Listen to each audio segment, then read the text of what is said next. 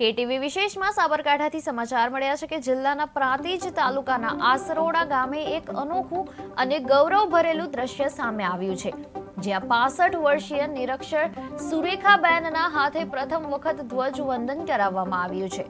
કદી શાળામાં ન ગયેલી અને ધ્વજવંદનની પ્રથા વિશે વિચાર્યું પણ ન હતું તેટલી મહિલાએ આ મહિમા પર્વ પર આભાર અને ગૌરવ સાથે ધ્વજવંદન કર્યું, જેના કારણે ગામમાં ખુશીનો માહોલ ફેલાયો છે।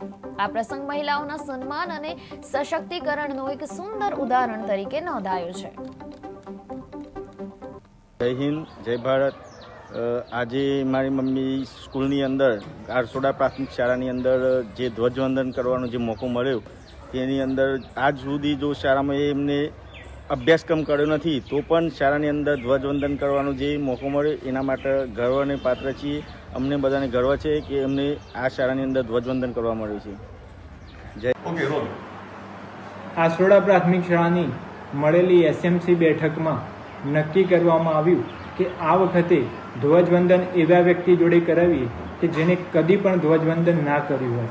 તો એ પ્રમાણે નક્કી કરવામાં આવ્યું કે ગામમાં સૌથી વૃદ્ધ મહિલા દ્વારા ધ્વજવંદન કરાવવું, અને એ આધારે જ્યારે આજે 15મી ઓગસ્ટના દિવસે ધ્વજવંદન કરાવ્યું ત્યારે તેમના આંખોમાં